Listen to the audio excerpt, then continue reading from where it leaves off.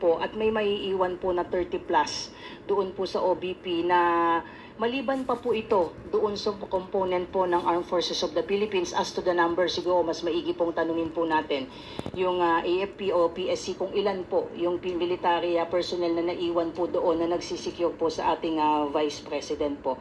At malinaw din po natin, ma'am, na maliban po dito sa 75 PNP personnel na dinownload po sa National Capital Region, ay may nauna na pong 150 personnel coming from the PSPG na nauna na pong dinownload sa NCRPO, at mauna pa po dito may mahigit pong close to 600 na galing po sa National Headquarters ng PNP na dinownload din po sa NCRPO. Again, ang objective po ng PNP leadership ay dagdagan po yung mga pulis po natin on the ground para po madagdagan at masustain po natin yung police visibility and presence. At nagamit po natin itong mga pulis po na ito nitong nagdaang SONA po, nitong nagdaang bagyo. Alam po natin, isa po ang National Capital Region na talagang naapektuhan nitong bagyo. At malaki po ang naitulong nitong almost close to 600 o to 700 na PNP personnel.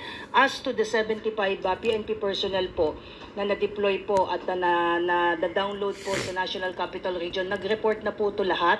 Kausap ko po ang mismong Regional Director po ng NCRPO, si Major General Nartates, at siya po mismo ang kumausap po dito sa 75 po na ito. And in fact, sabi nga niya, high moral naman sila, Jean, yun ang sabi niya sa akin, dahil pinapili sila, ma'am, kung saan yung mas magiging mabuti para sa kanila, kung saan silang mga district mapupunta. At karamihan sa kanila ay napili pong magpa-assign po sa Southern Police District. At sabi rin po niya, isang dahilan kung bakit masaya rin naman po yung mga pulis po nating na download coming from the PSPG ay particularly those assigned po sa Mindanao, ay sinabi po ng ating Regional Director na kapag dumating na po at natapos na po sa training yung mahigit 2,500 na NCRPO PNP recruits, ay papayagan na po silang makabalik doon po sa kanilang mga rehiyon para kahit paano ay malapit po sila doon sa kanila pong mga yung tinatawag po natin na home base po.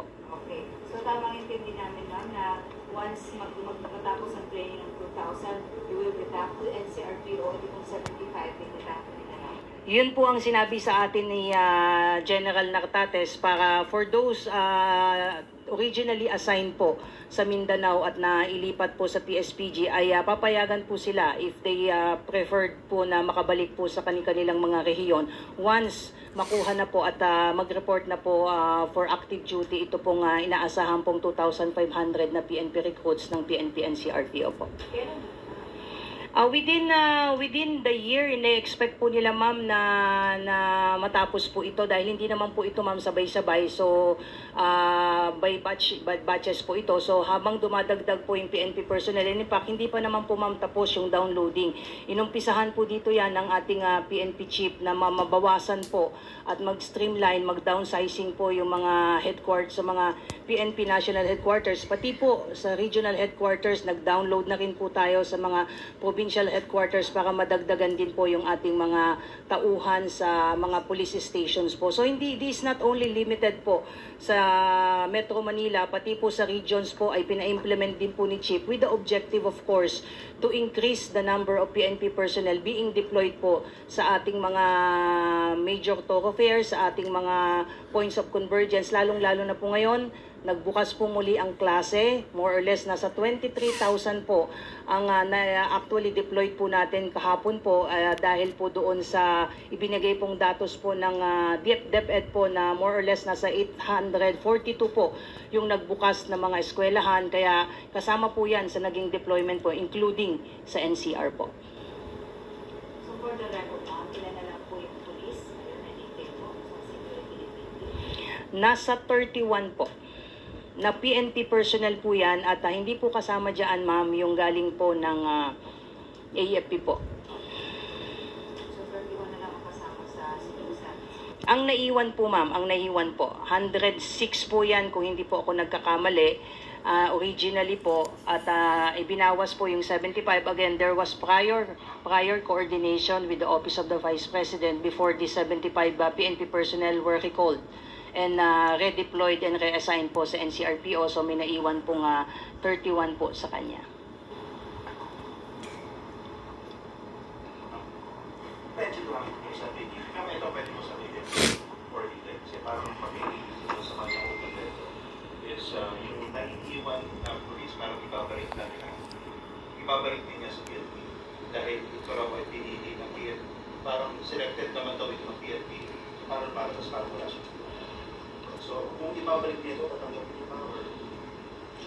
Well, like I said po na the GPNP opted not to answer na lang po kung ano man po yung mga nabitawang salita po ng ating Vice President, of course, out of respect to our Vice President. Kung ano man po itong mga usapin po na ito, we rather address this silently po. Pero, Attorney Jim, there is a serious allegation po. Maybe this one you can help to answer. Yung allegation po ni BP na sa kanyang open letter na allegedly, meron daw po na casing sa kanyang yung bahan at sa nakatira yung kanyang mga anak. So, what's po all to the BP clarify this one? Again, like I said, ma'am, kung ano man po yung laman po ng open letter po ng ating Vice President, we rather address this internally po. Again, out of respect po sa ating Vice President, sabi nga ko nga po, ang mismong ating GPNP ang nakiusap na hayaan na lang po nating magtrabaho yung ating mga pulis at please spare the PNP organization po from this political issues and noise po. Yun na lang po para hayaan na lang kung ano yung sinasabi ni Sara Duterte.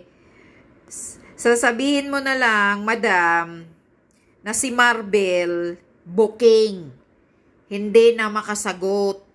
At ito lang ang sasabihin ko. Kung totoo man yung pinagsasabi mo, kayo lang ang nakakaalam. Pero ang katotohanan, branded na kayo, puwera lang sa mga matitino sa inyo, branded na kayong mga kapulisan na mga sinungaling at kinasusuklaman na ng taong bayan. Yun lang yun. So kahit ano pang mga explanation mo, clarification mo, iilan na lang siguro ang naniniwala sa inyo.